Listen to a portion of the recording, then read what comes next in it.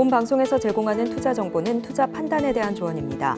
방송에서 제공하는 주식의 가치, 가격 상승 및 하락에 대해서는 방송사에서 보장하지 않습니다. 시청자 여러분 안녕하세요. 해외 선물 상가를 가장 빠르게 알아보는 시간 해외 선물 신세계 리턴즈의 김유정입니다. 한국 시간으로 10시 30분에 미증시는 개장을 했고요. 지금 미국 3대 지수는 혼조세로 출발한 모습 보여주고 있습니다. 미국 SVB 파산 사태가 불러온 여지는 시장에서 계속되고 있습니다. 이 주말 사이에 스위스의 최대 금융기관인 UBS가 위기에 빠진 크레디트 스위스를 돕기 위해서 32억 3천만 달러, 한화로는 약 4조 원을 들여서 인수하겠다고 밝혔는데요. 이로 인해서 시장에서는 급한 불은 꺼졌다는 반응이지만 정말로 그 불이 꺼졌는지는 끝까지 지켜봐야 한다는 의견이 팽배합니다.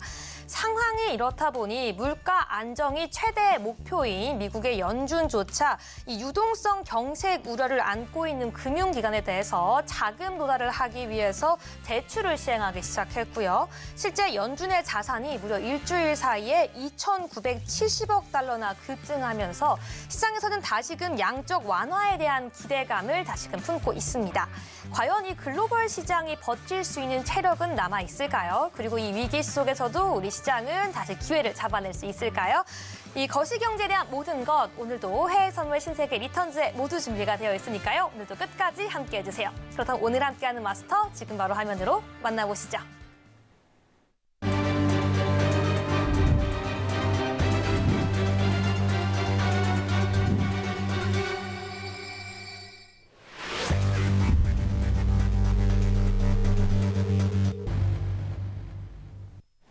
네, 월요일은 선경 마스터와 함께합니다. 반갑습니다. 안녕하세요. 네, 안녕하세요. 네, 오늘도 시청자분들께 인사 부탁드릴게요. 네. 시청자 여러분 안녕하십니까, 선은경 선생입니다. 자, 하루가 멀다 하고 지금 뉴스가 쏟아지고 있죠. 글로벌 금융 위기가 은행 파산들로 인해서 일단 올 것인가?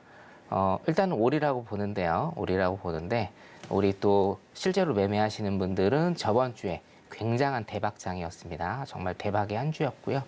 좀 이따가 제가 설명을 일단 드리도록 하겠습니다. 자, 잃지 않는 매매를 하시면 되고요. 언제나 기본과 기초 탄탄히 하시면 됩니다. 이론도 마찬가지입니다. 오늘 이론과 실전 접목시켜서 공부 굉장히 조금 많이 할 수 있게끔 제가 도와드리도록 하겠습니다. 잠시 해보도록 하겠습니다. 네, 오늘도 이 해외 시장을 정확하게 파악하기 위해서 이론과 교육, 시황까지 우리 준비가 되어 있으니까요. 끝까지 함께해 주시기 바라겠습니다. 지금 바로 핸드폰 기본 카메라 켜서 앞에 있는 QR코드 스캔해 주셔야지 방송 중에 노란도방 참여할 수 있으니까요. 잊지 말고 바로 QR코드 스캔하셔서 함께해 주시기 바라겠습니다. 네, 그렇다면 현재 나스닥부터 유로 FX까지 현 시장 시세 살펴보도록 하겠습니다. 화면으로 만나보시죠. 네, 미증시 개장 이후에 현 시장 시세 짚어보도록 하겠습니다. 네, 미증시는 혼조세로 지금 진행되고 있는데요. 나스닥이 하락하고 있습니다. 미니 S&P 500 상승하고 있고요. 지금 시장 속에서 유로 FX와 골드 상승하고 있고 위험 자산인 오일 같은 경우에는 하락하고 있는 모습 보여주고 있습니다. 그럼 먼저 나스닥부터 파동 함께 살펴보도록 하겠습니다. 네, 나스닥 오늘 역시 하락하고 있습니다. 지금 현 시세 기준으로 12,560.75달러 선에서 거래되고 있는데요. 네, 약보합권에서 거래되고 있는 모습입니다. 지금 개장과 함께 저점을 형성했죠. 지금 미국 시장에서는 이 경제 지표 부진과 금융섹터 불안 속에 경제 침체가 계속 대두되고 있습니다. 투심이 위축된 시장인데요. 그래도 오늘은 혼조세로 출발했습니다. 나스닥 어떻게 대응해야 될지 잠시 뒤에 함께 살펴보도록 하겠습니다. 네, 그럼 계속해서 오일 함께 살펴보시죠. 네, 위험 자산 수단인 오일 같은 경우에는 현 시장 1.57% 하락하면서 배럴당 65.83달러 선에서 거래가 되고 있습니다. 네, 개장 이후에 계속 하락하면서 지금 22시 55분경에 저점을 형성했죠. 지금 시장에서는 70달러 저점을 이탈한 이후에 계속 70달러를 다시 회복하지 못하는 모습 보여주고 있습니다. 네, 위험 자산 선호 심리도 위축이 됐고요. 달러가 달러가 약세를 보이고는 있지만 이 은행 불안 아직 끝나지 않았죠. 투심이 악화되면서 이 오일 같은 경우엔 다시금 상승한 기회를 엿보지 못하고 있는 모습 보여주고 있습니다. 네, 계속해서 골드 파동 함께 살펴보시죠. 네, 오일이 하락하고 달러가 약세를 보이고 있지만 골드는 지금 안전자산 선호 심리로 상승하고 있는 모습 보여주고 있죠. 0.55% 상승하면서 1984.2달러 선에서 거래가 되고 있습니다. 네, 지금 이 달러 약세와 미국 채권 금리 하락에 골드는 반대로 상승을 하고 있는데요. 얼만큼 상승해 줄지 우리 골드에 대한 전략도 잠시 뒤에 함께 살펴보도록 하겠습니다. 네, 마지막으로 유로 파동 함께 살펴보시죠. 네, 달러 약세와 함께 골드에 이어서 유로도 계속 상승해주고 있는 모습입니다. 유로 같은 경우에는 오늘 1.07845달러 선에서 거래되면서 강보합권에서 움직이고 있는데요. 네, 미증시 개장 이후에 지금 고점 형성된 모습 보여주고 있습니다. 네, 유로 같은 경우에도 저희가 고점 어떻게 잡고 대응해야 될지 잠시 뒤에 매매 전략 살펴보시죠. 네, 여기까지 이제 개장 이후의 주요 파동 함께 살펴봤는데요. 먼저 나스닥부터 오늘 매매 전략 함께 짚어보도록 하겠습니다. 네, 선경 마스터님. 네, 먼저 나스닥부터 함께 살펴보면 좋겠는데요. 오늘 미증시가 혼조세로 출발을 하고 있고요. 나스닥만 또 하락을 하고 있는데요. 개장 이후에 지금 저점을 형성하고 횡보하고 있는 모습 보여주고 있습니다. 네, 아직 뭐 주말에도 그렇고요. 뭐 지금 계속해서 은행에서 출발된 불안을 시장에서는 계속 좀 회복하려고 노력하고는 있지만 또 완전하게 회복되지 못한 모습이고요. FOMC에 대한 불안감까지 팽배해서 투심이 악화되고 있는 지금 같은 상황, 나스닥 오늘 전략 어떻게 잡아봐야 될까요? 일단은 FOMC가 목요일 날 있고요. 네. 월요일, 화요일, 수요일 어떻게 매매하셔야 되는지 조심히 매매를 하셔야 됩니다. 조심히. 네. 박스 행보장이 일단은 계속 되리라 보고요. 사실상 우리가 지금 보면 오를 수 있는 반등의 여지가 있는 어떤 모멘텀은 없다라고 일단은 보시면 돼요. 왜냐면 물론 이제 USB가 스위스 은행을 일단은 합병하기로 했죠. 네. 자, 그런데 이게 제가 이제 조금 이따가 이슈에도 설명을 드릴 건데 이게 진짜로 어떤 위기, 어떤 그 금융 시스템의 위기라고 제가 좀 표현을 할게요. 금융 시스템의 위기가 그냥 잔잔해지는 것인가에 대한 퀘스천 마크는 굉장히 지금 많이 붙고 있는 상황입니다. 자, 미국이 굉장히 좀 발빠르게 지금 나서고 있죠. 나서면서 여러 가지 지금 조치를 하고 있는 그 근본적인 이유를 우리가 생각해 봐야 됩니다. 그래서 조금 이따가 제가 기본적 분석을 통해서 거기에 대해서 이제 한 말씀 좀 드릴 것 같고요. 자, 나스닥 같은 경우에는 지금 쌍봉 일단은 형성을 하고 있어요. 기술적으로만 보겠습니다. 일단 쌍봉을 형성하고 있죠. 쌍봉 형성한 다음에 자, 일봉이 13,000대까지 일단은 오르지 못한다라고 하면 이 저점을 깨고 여기까지 일단은 내려갈 가능성이 굉장히 크다. 일단 이렇게 여러분들이 보시면 될 것 같고요. 자, 분봉상으로 보면 10시 반에 자, 분봉상으로 일단은 보겠습니다. 분봉상으로 보면 일단은 여러분 어떻게 됩니까? 여기에서 네. 분봉상으로 보면 자, 이 부분입니다. 이 부분에서 지금 박스 횡보장이 굉장히 좀 심하게 나오고 있어요. 자, 아까도 제가 말씀드렸다시피 어떻게 되죠? 자, 월, 화, 수, 목요일 날 새벽 3시에 FOMC가 있습니다. 자, 그러면 실질적으로 우리가 매매를 할 수 있는 시간은 이번 주에 목요일과 금요일이란 얘기예요. 월, 화, 수는 박스 횡보장에 대비해서 매매를 하셔야 되는 이런 모습을 일단은 보이고 있다라는 겁니다. 그래서 여러분들 매매 전략은 어떻게 세우셔야 되나요? 천천히. 한두 번 그냥 들어간다라는 생각을 가지고 손절 딱 걸고 한두 번만 딱 들어간다라는 생각을 가지고 그렇게 월, 화, 수 3일간 매매를 하셔야 안전한 매매를 일단은 하실 수 있을 것 같습니다. 자, 일봉상으로 잠깐 다시 보면 제가 말씀드렸다시피 아까 조금 지워져서 다시 말씀드릴게요. 자, 여기 지금 쌍봉 그리고 있죠?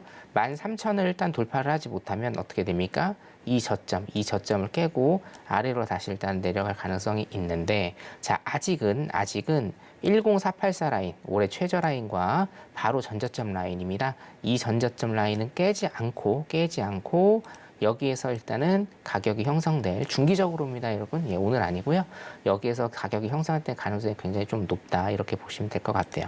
그러니까 포인트는 이제 짧게 포인트는 여기입니다. 12,949 전고점 라인이죠. 그러니까 13,000 정도 보시면 되고요. 13,000을 뚫고 지지를 받는지 여부 이게 굉장히 이번 주에는 중요하다. 이렇게 일단 봐드릴 수 있겠습니다. 자, 여기까지 하도록 하겠습니다. 네, FOMC 회의를 앞두고 오늘 같은 경우에는 선경 마스터께서 이 나스닥 매매 전략 특히나 세세하게 짚어주셨습니다. 지금 FOMC 회의 전까지는 저점 횡보 박스권 구간이 이어질 거라고 말씀해 주셨기 때문에 조금 더 조심하고 신중하게 대응하라고 말씀해 주셨는데요. 일봉상 13,000선 전 고점이죠. 도달하지 못할 경우에는 지금 현재 구간에서도 추가 하락이 일어날 수 있다라고 말씀해 주셨습니다. 이렇게 이번 주는 특히나 조심하게 나스닥 신중하게 대응해야 되는 이 시점에서 추가적인 매매 전략 궁금하신 분들 방송 이후에도 함께할 수 있는 방법이 있죠. 핸드폰 기본 카메라 켜셔서 앞에 있는 QR코드 스캔해 주셔야지 오늘도 선견 마스터와 함께할 수 있으니까요. 저희 방송 중에 함께해 주시기 바라겠습니다. 네, 그럼 마스터님 계속해서 우리 한번 5일 살펴보도록 하겠습니다. 네. 5일 같은 경우에는 계속 하락하고 있는 모습 보여주고 있는데요. 시장에서 지금 저점까지 좀 보여주고 있습니다. 분봉상 우리 5일 계속해서 하락할까요? 우리가 매도로 대응을 해야 되는 걸까요? 어떻게 네, 보십니까? 지금은 일단은 매도로 대응을 하셔야죠. 네. 차트 잠깐 보면 네. 제가 요거 저번 주 일단 그려드렸죠. 한 4달 이상 지금 어떻게 됩니까? 4달 이상 박스권 지금 형성하고 있다가 박스를 여기서 뚫었죠. 박스를 뚫으면서 지금 일단은 내려가고 있다라는 거예요. 자, 이거를 여러분 제가 항상 강조드리는 수렴과 발산의 이론에 의해서 여러분들이 생각을 하시면 됩니다. 수렴은 뭐예요? 에너지 응축이죠. 에너지가 어떤 가격 선에서 응축이 된 다음에 어떻게 됩니까? 발산을 이루게 되는데 그 발산은 뭐예요? 선물이기 때문에 매수 쪽으로 발산을 할 수도 있고 이와 같이 매도 쪽으로 일단은 발산을 할 수도 있다라는 겁니다. 자, 선물은요. 특히나 해외 선물은 힘의 방향을 여러분들이 쫓아가셔야 됩니다. 지금 힘의 방향은 어딘가요? 매도 쪽이죠. 누가 봐도 매도 쪽입니다. 자, 수렴으로 인한 이 박스 라인을 뭐예요? 하방으로 일단은 뚫고 있다. 그러면 하방의 힘이 더 세다라는 겁니다. 자, 그렇기 때문에 일단은 매도 쪽으로 여러분들 포커스를 맞춰서 방향 설정하시는 게 맞고요. 분봉상으로 보면 지금 봐드릴게요. 일단은 이 수요일 날 이제 5일 재고 지표가 있기는 한데 네. 수요일의 5일 재고 지표는 요즘에 그렇게 큰 힘이 없습니다. 큰 힘이 없기 때문에 그냥 수요일도 일단은 시적절하게 대응을 하시면 될 것 같고 자, 조금 길게 볼게요. 예. 5일 같은 경우에는 지금 길게 보면 어떻습니까, 여러분? 자, 3분봉으로 일단 보겠습니다. 5일 같은 경우에는 지금 어떻게 되죠? 자, 고가를 찍고 V자 반등을 일단은 그리고 있는 상황에서 어떻게 돼요? 다시 한번 밑으로 눌림을 일단은 주고 있다. 자, 그러면 이 부분이죠. 일목 하단입니다. 일목 하단을 지탱을 하고 다시 N자형으로 상승을 그릴 것이냐. 일단 요거를 일단 보시면 돼요. 단기적으로. 자, 그러면 여기에서 일목 하단을 일단 어떻게 됩니까? 지지를 하는 모습을 보이고 있죠. 지지를 하는 모습이 보이고 있기 때문에 두 번째 여러분들이 체크를 하셔야 될 부분은 여기입니다. 일목 상단을 일단은 뚫고 가는지에 대해서 여러분들이 체크를 하시면 되고 이 일목 상단을 제가 좀 해드리면 66.18달러네요. 지금 현재 66.20달러. 그죠? 이 고점입니다. 고점 3만 달러로 일단 하겠습니다. 66.31을 지탱을 하면 전고라인이죠. 67달러까지 일단은 룸이 이렇게 나와 있는 거를 볼 수가 있어요. 자, 그럼 중요한 게 보다 66.31달러를 뚫고 지탱을 하면 이 룸까지 일단은 보인다. 이렇게 매매 전략 세우시면 될 것 같습니다. 5일 여기까지 보도록 하겠습니다. 네, 우리 5일 매매 전략까지 짚어봤는데요. 5일 같은 경우에는 66.31달러가 지지시 매수하고요. 그 경우에는 67달러 선까지 충분히 룸이 남아있기 때문에 도달 가능하다라고 말씀해 주셨습니다. 네, 5일까지 짚어봤습니다. 여러분 지금 방송 중에 핸드폰 기본 카메라 켜서 앞에 있는 QR코드 스캔해 주셔야지 선견 마스터와 함께할 수 있습니다. 이 노란톡방 안에서는 교육 그리고 무료 온라인 방송까지 진행되고 있으니까요. 우리 방송 이후 2부에도 계속해서 함께할 수 있습니다. 방송 중에 들어오셔서 선경 마스터와 함께해 주시기 바라겠습니다. 네, 그럼 5일에 이어서 골드까지 한번 이야기를 해보도록 하죠. 네네. 골드 같은 경우에는 지금 이 안전자산 선호 심리에 힘입어서 상승하고 있는데요. 지금 뭐 오늘장에서 뭐 큰 폭으로 상승했다라고 얘기할 수는 없지만 지금 최근 추세적으로 상승하고 있는 모습이거든요. 어떤 매매 전략 세워야 가야 될지 지금 바로 여쭤볼게요. 추세적으로는 굉장히 크게 지금 상승을 하고 있고 네. 제가 항상 말씀드리는 게 골드는 더 이상 안전자산으로 취급을 여러분들이 안 하시는 게 낫다라고 일단 말씀을 네. 계속적으로 드렸는데 이번엔 일단 그게 조금 깨지기는 했습니다. 달러와 더불어서 일단은 시장 참여자들의 마음을 모르겠어요. 골드도 굉장히 좀 큰 폭의 상승을 이어가고 있습니다.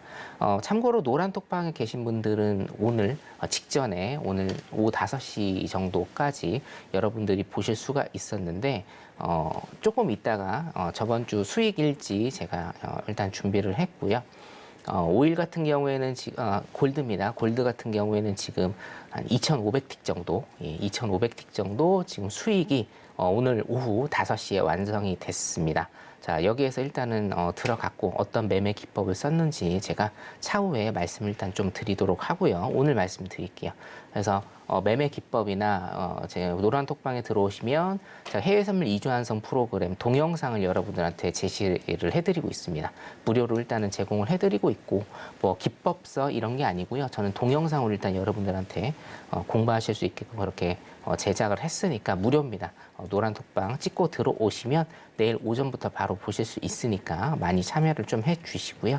자, 골드 같은 경우에는 아까 제가 말씀드렸죠. 오후 5시경에 최고점을 일단은 찍고 지금 흘러내리고 있는 일단은 상황입니다. 자, 골드 같은 경우에도 단기적으로 급등을 했기 때문에 단기적으로 많이 빠질 수 있습니다. 단기적으로 많이 빠질 수 있는데 자, 어떤 안전자산에 대한 선호도라고 하면 골드는 사실 지금 조금 반짝이지 약해요.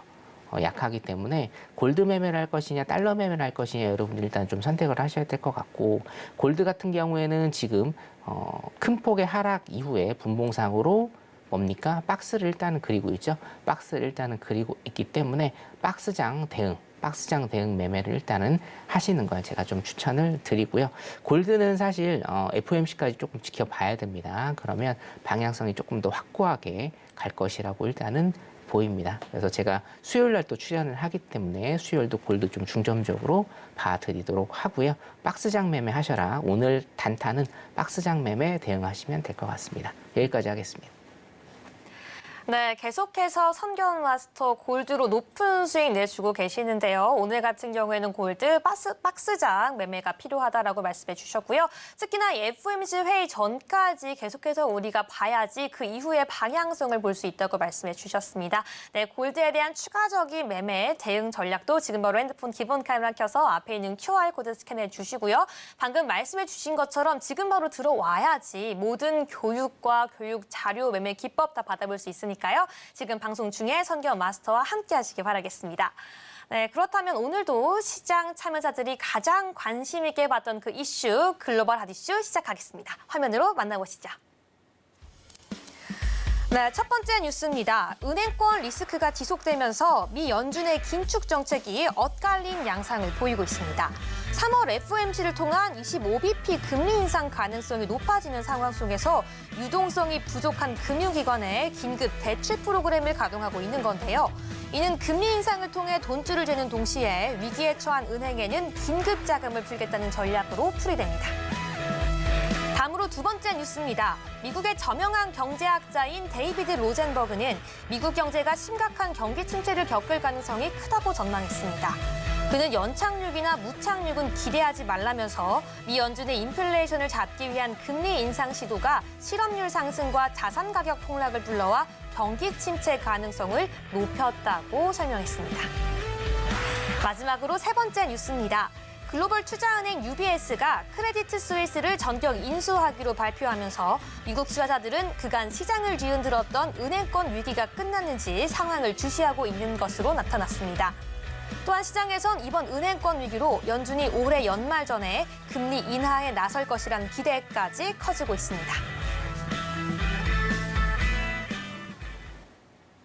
네, 여기까지 시장의 글로벌 핫 이슈 살펴봤는데요. 먼저 이슈 하나씩 선경 마스터와 살펴보겠습니다. 네, 마스터님, 먼저 첫 번째 이슈부터 살펴보시죠.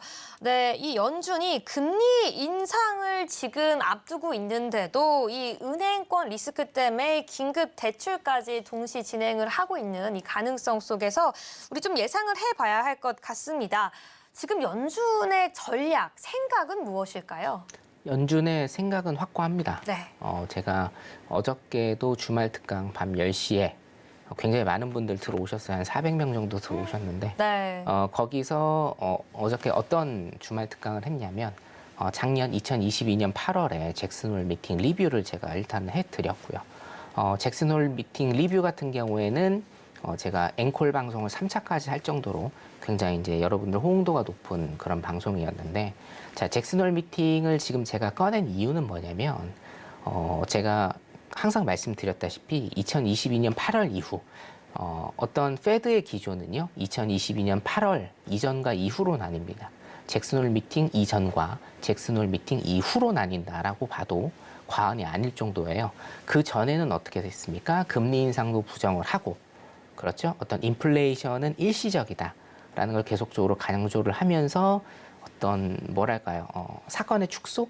이렇게 계속적으로 얘기를 했다라고 하면 2022년 8월 잭슨홀 미팅 이후에 잭슨홀 미팅 그 자리에서 파월은 어떤 침체에 대한 우려 그리고 인플레이션이 왔다. 그러니까 우리가 흔히 인플레이션이라고 하는 게 물가와 이퀄 관계는 아니죠. 지속적인 물가 상승으로 인한 정부에서 컨트롤할 수 없는, 중앙은행에서 대책을 쓰지 않고서는 컨트롤할 수 없는 그 상황을 우리가 인플레이션이라고 합니다. 정확히 말씀드리면, 그러니까 인플레이션에 대한 어떤 그 문어적인 해석에 대한 인정.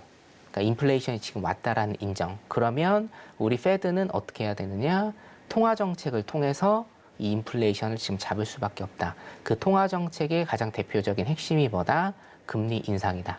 그 전에는 금리 인상에 대해서 굉장히 부정적이었고 스텝 바이 스텝으로 일단은 가는 형식이었다고 하면 8월부터는 뭡니까? 시장의 희망론자들의 희망을 아예 다 꺾어버리는, 그러면서 2022년 8월부터 현재까지 일관된 기조를 지금 보이고 있다라고 여러분들이 보시면 돼요. 자, 그렇기 때문에 이런 일관된 기조를 보이고 있는 페드가 그러면 차후에는 어떻게 반응을 할 것인가?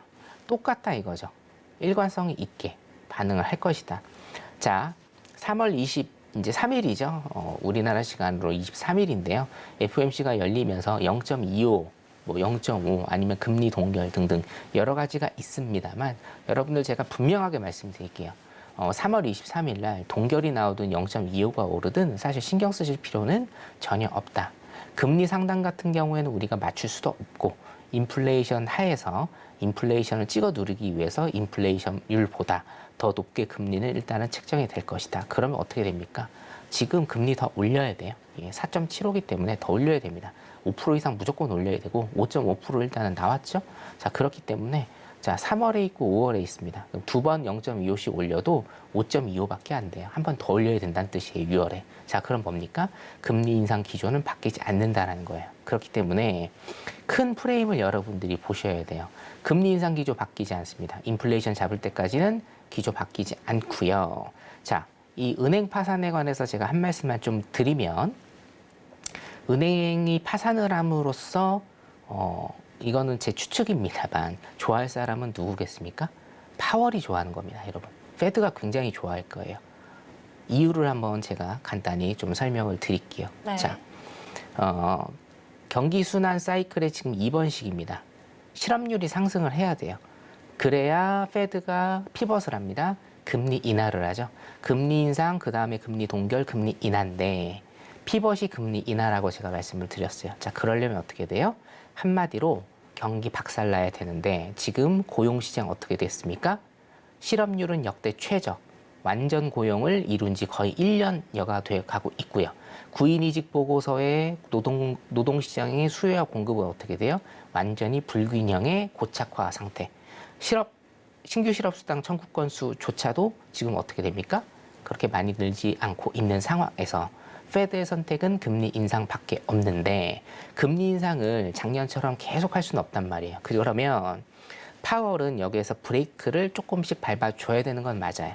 브레이크를 걸면서 플러스 뭡니까? 대량 해고 사태, 실업률의 상승이 페드의 피벗을 불러올 건데, 자, 대량 해고나 실업률의 상승 아직까지 보이지 않고 있단 말이에요. 그렇죠? 자, 그런데 은행이 지금 파산 직전에 몰린 은행들이요. 제가 오늘 갖고 온 은행들만 10개가 넘습니다, 여러분. 예. 자, 금리 인상에 대한 브레이크를 지금 걸어줘야 되는데 이 브레이크를 못 거는 이유가 뭐죠? 인플레이션의 하락의 기울기가 굉장히 가파르지 않다라는 거죠. 얇아졌다라는 거예요. 인플레이션이 줄어드는 속도, 각도가 굉장히 낮아졌다라는 거죠. 자, 그런 이 작금의 상황에서 금리 인상에 대한 브레이크를 지금 걸 수가 없는데, 자, 은행 파산이 났어요. 자, 그렇기 때문에 결론적으로는 뭐예요? 파월이 이번에 금리 동결을 한다라고 해도 뭐라고 할 사람이 하나도 없습니다. 그렇죠? 예. 어부질입니다. 5월까지 어부질이에요. 파월이 지금 금리 동결을 한다 해도 뭐라고 할 사람이 하나도 없고요. 금리 동결 혹은 0.25를 올린 다음에 2달의 시간이 있는 거예요. 2달의 시간 동안 인플레이션을 어떻게 잡을지 생각하면 되는 겁니다. 자, 그래서 제 생각에는 페드와 파월은 지금 실리콘밸리 은행 파산이나 아니면 뭐 시그니처 은행도 있었고 지금 이제 크레딧 스위스 등등 여러 가지 은행들의 시스템적인 문제로 인한 파산, 매각 이런 것들을 굉장히 흐뭇하게 바라볼 가능성이 굉장히 높다라고 저는 일단 그렇게 추측을 합니다. 자, 그래서 이슈에서 일단은 보시다시피 뭐예요? 완전히 엇박자죠. 금리 인상은 뭡니까? 시장에서 돈을 가져가는 거고 긴급대출은 뭐예요? 시장에 돈을 뿌리는 겁니다. 예. 딜레마에 빠져 있다. 하지만 여러분들이 큰 프레임을 갖고 가셔야 될 거는 뭐다? 금리 인상의 기조는 바뀌지 않는다라는 겁니다. 네. 여기까지 보도록 하겠습니다. 네, 지금 시장 속에서는 이 금리 인상과 긴급 대출 동시 진행 가능성이 제고되고 있지만 어쨌든 우리에게 있어서 큰 프레임 파월이 이 FOMC 회의를 통해서 금리 인상을 진 않을 것이다. 계속해서 금리 인상을 해 나갈 것이다 라고 말씀해 주셨습니다. 네, 계속해서 오늘 방송 중에 우리 선견 마스터의 노란톡방 함께 참여할 수 있는 기회가 활짝 열려 있습니다. 핸드폰 기본 카메라 켜서 앞에 있는 QR 스캔해 주셔야지 네, 매일매일 매매를 위한 정확한 시황, 정확한 교육 함께 받아갈 수 있으니까요. 지금 바로 함께 해주시기 바라겠습니다. 네, 그럼 계속해서 두 번째 이슈 함께 넘어가 보도록 하겠습니다. 네, 두 번째 이슈는요. 이 미국 경제가 심각한 경기 침체를 겪을 것이라는 기사입니다. 네, 지금 미 연준의 이 인플레이션을 잡기 위한 금리 인상 시도가 결국에는 이 실업률도 높이고 자산 가격 폭락을 불려와서 경기 침체 가능성을 높인다라는 건데요. 네, 그렇다면요, 성현 마스터님도 결국에는 이 금리 인상 끝에는 경기 침체밖에 남아있지 않는다고 보시는 건가요? 네, 저는 뭐 2년 내내 지금 그것을 주장을 하고 있기 때문에 산이 높으면 골이 깊죠. 인플레이션이 너무 높았어요. 소비자 물가 지수가 너무 높았기 때문에 이것을 잡기 위해서는 굉장히 길고 강력한 정책을 써야 될 수밖에 없고 그러면 뭡니까? 충격이 더 많이 올 수밖에 없습니다. 자, 일단 자산 가격 버블이라고 하죠, 우리가. 버블인데 어떤 자산 가격의 버블이 커지면 커질수록 그 버블이 터지면서 경기가 쪼그라드는 그 임팩트는 굉장히 큽니다. 자, 그래서 인플레이션이 지금 너무 높은 상태에서 9.1%까지 갔죠? 작년 6월에 9.1%까지 간 상태에서 이것을 2%로 떨어뜨리려면 굉장히 강력한 금리 인상 통화 정책이 일단은 필요했고 그것을 지금 하고 있고 자, 그렇기 때문에 뭐예요? 그 골이라는 것은 대량 해고 그리고 어떤 시스템적인 문제 플러스 실업률의 상승 이것은 굉장히 깊게 올 수 있다. 자, 여기에 대해서 제가 한 말씀만 좀 첨언을 드리자면 페드의 금리 인상이 너무 늦었다라는 겁니다. 이건 뭐 제가 금리 인상이 2021년 말부터 금리 인상을 하냐 마느냐에 제가 말씀을 굉장히 좀 많이 드렸던 건데 금리 인상이 지금 늦어지니까 어떻게 됩니까? 빠르게 할 수밖에 없고 더 깊게 할 수밖에 없는 거예요. 사실은 스텝 바이 스텝으로 조금 길게 느려뜨렸어야 되는데 너무 갑작스럽게 하다 보니 충격이 너무 크게 오는 겁니다. 자, 여기 보시다시피 필라델피아 연준 제조업 뭐예요? 7개월 연속 마이너스입니다. 7개월 연속 마이너스거든요. 자, 거기에서 여기 플러스 알파로 한국의 무역 수자 적지 11개월 연속입니다. 11개월 연속. 글로벌적으로 지금 굉장히 문제가 심각하거든요. 자, 근데 여러분 이거를 아셔야 돼요. 심각한 경기 침체를 아마 겪을 수도 있는데, 자, 한 가지 여러분들이 아셔야 될 건 뭐냐면, 자, 미국은 지금 강력한 금리 인상과 금리 정책과 두 번째 뭡니까? 강달러 기조를 유지하고 있다라는 겁니다. 자, 이 두 가지가 결합된 의미를 여러분들이 아셔야 돼요. 이 의미는 뭐냐면 미국이 자기 혼자 살겠다는 거예요. 예. 자, 인플레이션이 굉장히 심화됐어요. 그럼 뭐예요? 혹시 이런 경험 있으신지 모르겠네요. 네. 체했어요. 자, 그러면 체한 걸 어떻게 해야 됩니까? 풀어줘야죠. 풀어줘야 되는데 네. 조금 먹는 걸 좋아하시는 분들 이렇게 풀어요. 체했잖아요. 그럼 또 먹습니다. 눌러주는 거예요. 네. 미국이 지금 이거하고 똑같은 상황입니다. 아. 인플레이션, 통화량이 급증을 해서 인플레이션이 지금 생겼잖아요. 자, 그 인플레이션이 침체를 가면 안 되기 때문에 어떻게 해야 됩니까? 더 경기 화랑을 만드는 겁니다. 이해되시죠, 여러분? 예. 불에다가 더 큰 불을 내는 거예요. 마지막엔 어떻게 되겠나요? 다 타버립니다. 이게 사실은 지금 미국이 하고 있는 굉장히 위험한, 바이든 행정부가 사실은 하고 있는 굉장히 위험한 놀이다라고 저는 일단 그렇게 생각을 하거든요. 자, 그래서 여러분들이 정말 심각하게 아셔야 될 거, 자, 금리 인상, 고금리, 그리고 뭡니까? 그 고금리를 유지시켜주는 강달러, 요거는 미국이 주변국들을 제외하고 일단은 자기네들이 살겠다라는 건데, 그 부메랑은 분명히 돌아온다라는 겁니다. 자, 그래서 경기 침체를 일단은 미국 경제는 겪을 가능성이 굉장히 큰데, 그거 같은 경우에는 제가 일단 상반기, 항상 말씀드렸죠? 올해 상반기에 미국은 경기 침체를 선언할 가능성이 굉장히 높고, 경기 침체를 선언하면 제가 오늘 굉장히 좀 많은 말씀을 드리는데, 제가 작년부터 사실은 나스닥 10,000포인트, 나스닥 선물 10,000포인트 깨질 것이다 라고 말씀을 드렸잖아요. 듀레이션으로 일단은 보자라고 하면 이게 8,000까지 깨질 수 있을 것 같다라는 그런 제 생각이 좀 듭니다. 최초 공개인데 제가 작년까지는 10,000포인트 깬다라고 말씀드렸잖아요. 8,000포인트까지 일단은 저는 보고 있으니까 한번 거기에 대해서 차차 얘기를 다시 한번 좀 나눌 수 있는 기회가 있을 겁니다. 자, 두 번째 이슈 여기까지 하도록 하겠습니다. 네, 선경 마스터와 함께 두 번째 이슈까지 함께 짚어봤는데요. 산이 깊으면 골이 깊듯이 지금같이 높은 인플레이션 상황 속에서는 금리 인상 끝에는 경기 침체가 남아있을 것이라고 함께 예상해 주셨습니다. 하지만 그럼에도 불구하고 시장 속에서 정확한 매매 기법, 매매 전략 잡고 싶으신 분들 지금으로 핸드폰 기본 카메라 켜셔서 앞에 있는 QR코드 스캔하시고 오늘도 선경 마스터와 함께 하시길 바라겠습니다. 네, 그렇다면 마지막 세 번째 이슈 함께 넘어가 보도록 하겠습니다. 세 번째 이슈는요. 이 UBS와 CS의 합병 기대감에 대해서 은행권 위기가 끝났냐에 대한 기사입니다. 네, 지금 시장 속에서는 주말 사이에 나왔던 뉴스죠. 이 UBS에서 CS를 인수하기로 발표했습니다. 그러면서 이 은행권 위기가 완전히 끝났냐라는 의문이 시장에서 제기가 되고 있는데요. 완전히 끝났다고 봐야 되는 걸까요? 어떻게 보시나요? 저는 여기에 대해서 굉장히 강력한 좀 의문을 품고 있는 게 네. 모든 것들은 사실은 다 유기적으로 연결이 돼 있고 그렇죠. 특히나 경제 위기나 금융 위기가 왔을 때는 그 시발점은 굉장히 작아요. 예를 들면 2008년 리만 브러더스 사태가 났을 때 그 시발점은 60조밖에 안 됐습니다. 60조밖에 안 됐거든요.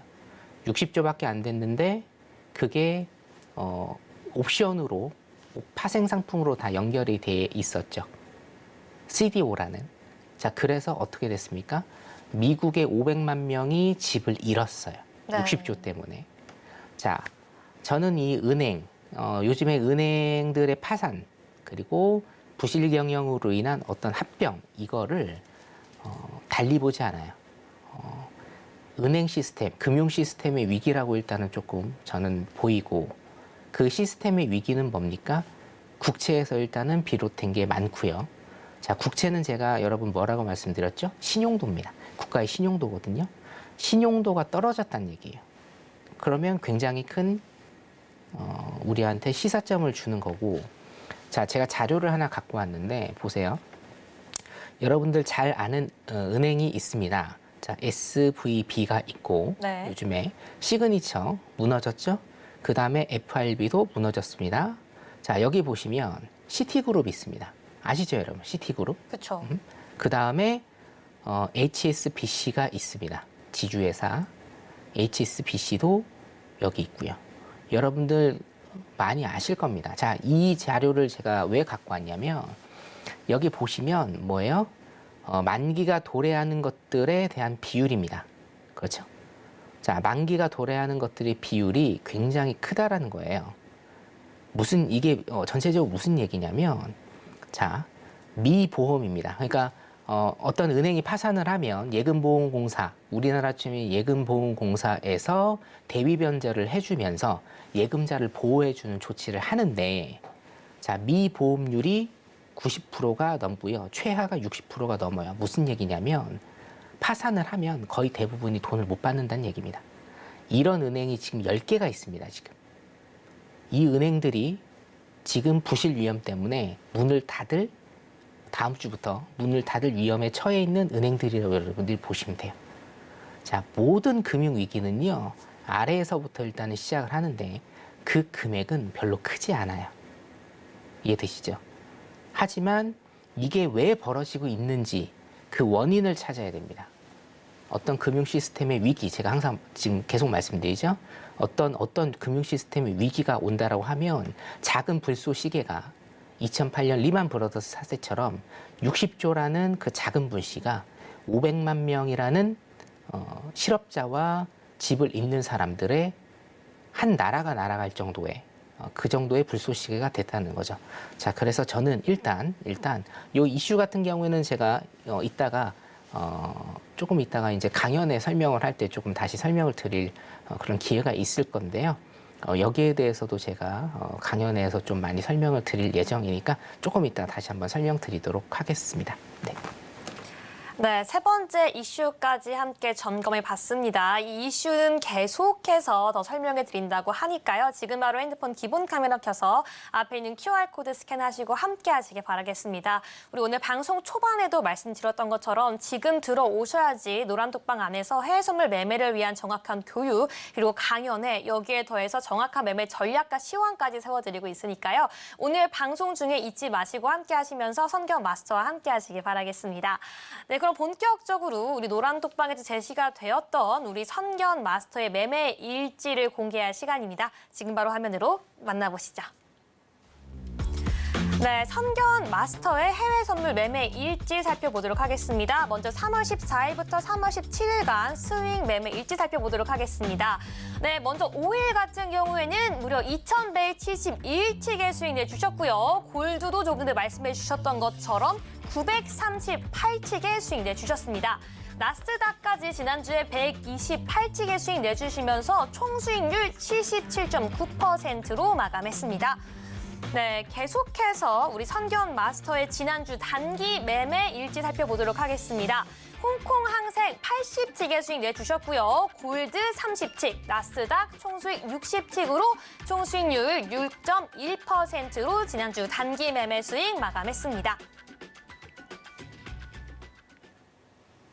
네, 여기까지 지난 한 주간 선견 마스터의 해외 선물 매매 일지 살펴봤는데요. 마스터님, 우리 방송 초반에 공개했던 것처럼 어마어마한 수익이 나왔습니다. 제가 읽으면서도 눈을 의심했거든요. 한번 살펴보도록 하겠습니다. 먼저 이 스윙 매매, 단기 매매 다 합해서 제일 수익률이 높았던 5일부터 좀 여쭤보고 싶은데요. 네. 우리 지금 뒤에도 나와 있어요. 5일 같은 경우에는 무려 2,171틱이 긴 기간도 아닙니다. 3월 14일부터 3월 17일이면요. 4, 5, 6, 7, 4거래일이거든요.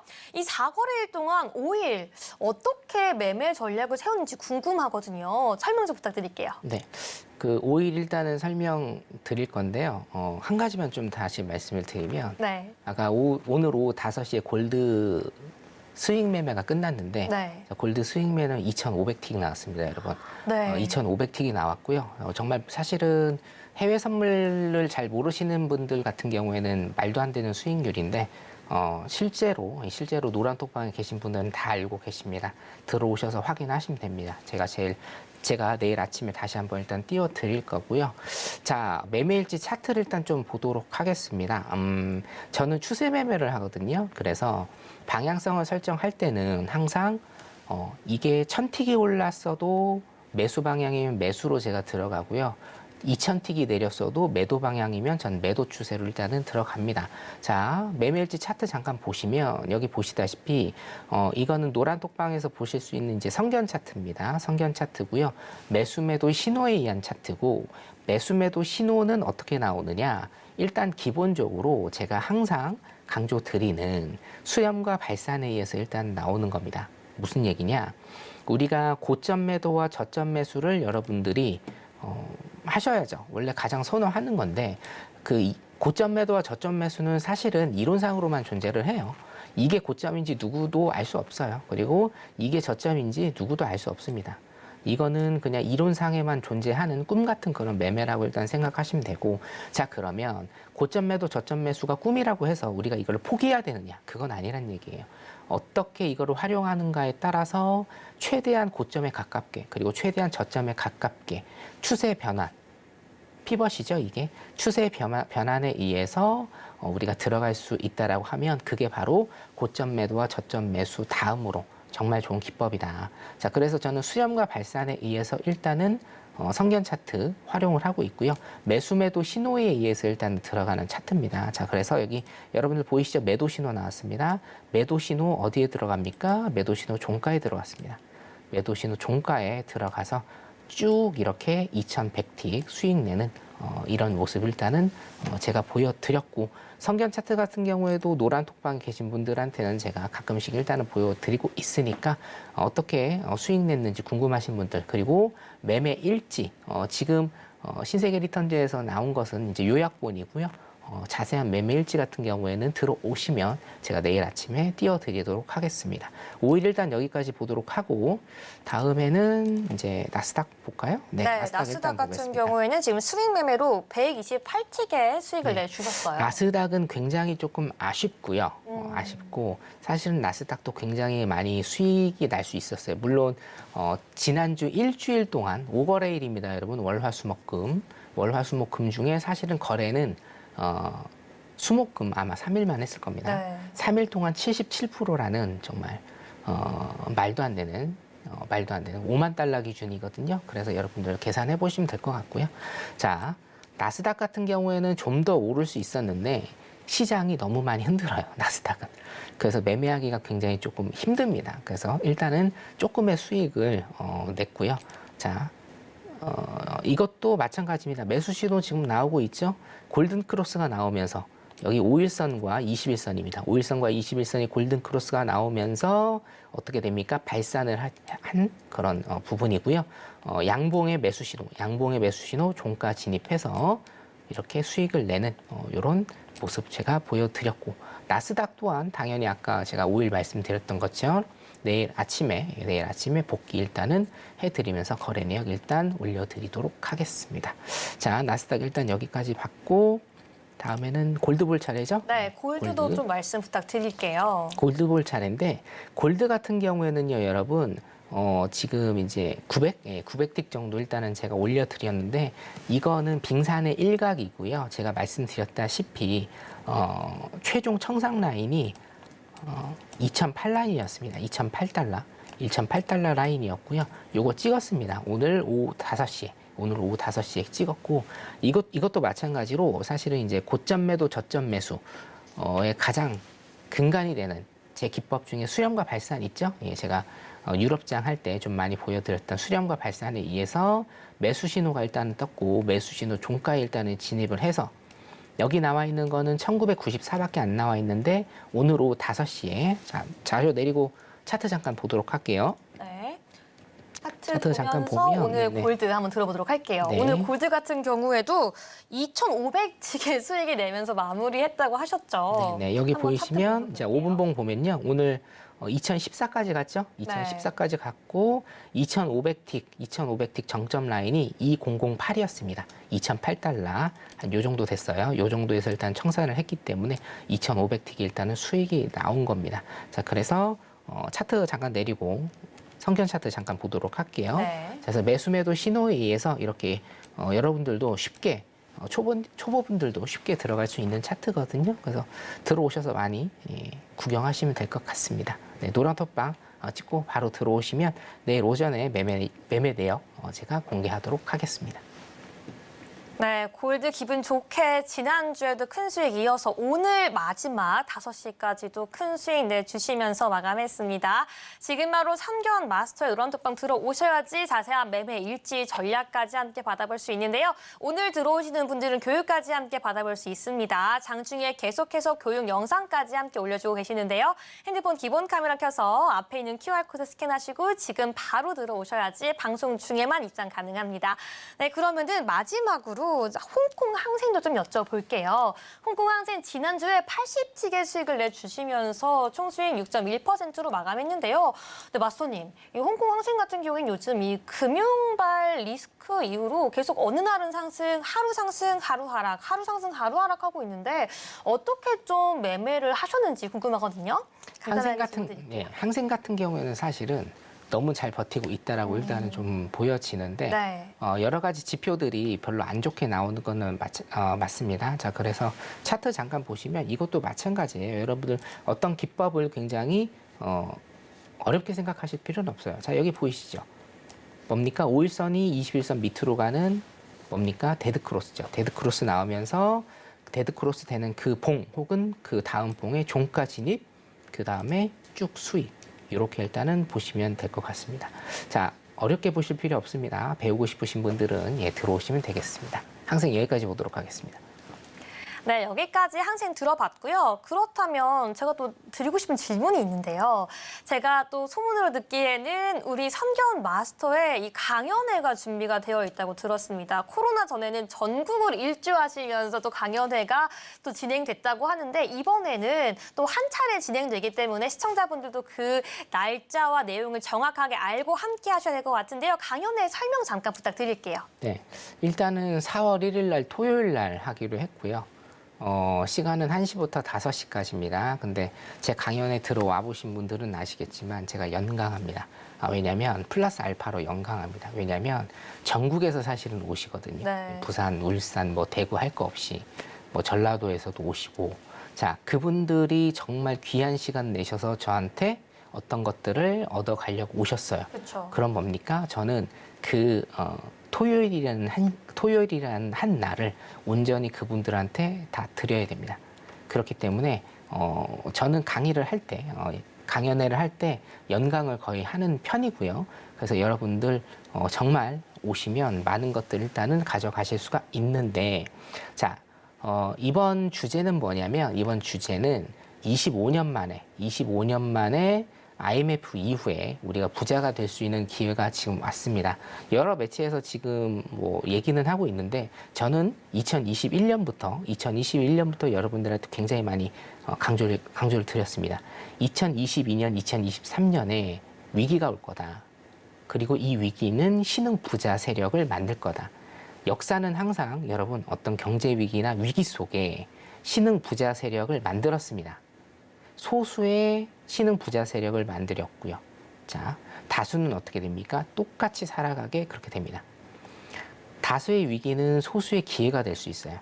그래서 강연에 오시는 분들은 제가 2025년부터 2028년까지 주식, 뭐 국내 선물, 해외 선물, 코인 등등 할 것 없습니다.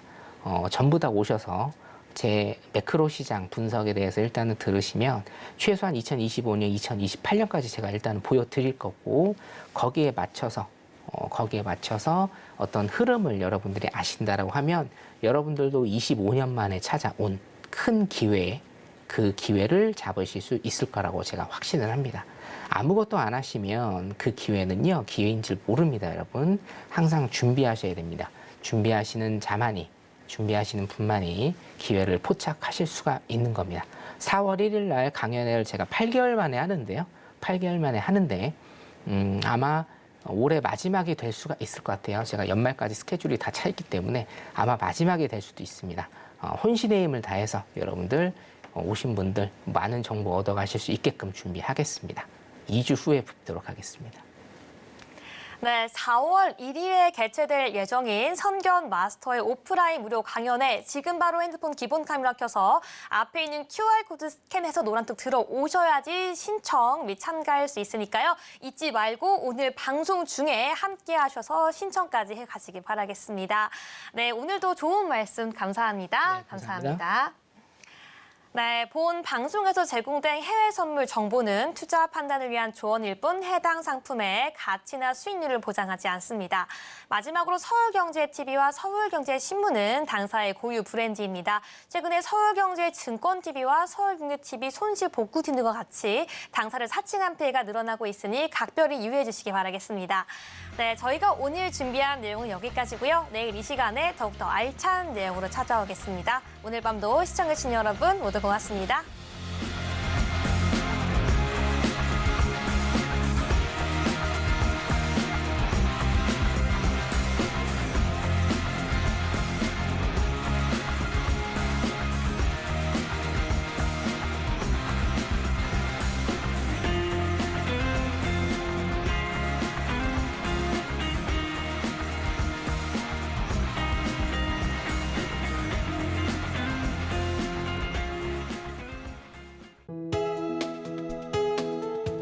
본 방송에서 제공하는 투자 정보는 투자 판단에 대한 조언입니다. 방송에서 제공하는 주식의 가치, 가격 상승 및 하락에 대해서는 방송사에서 보장하지 않습니다.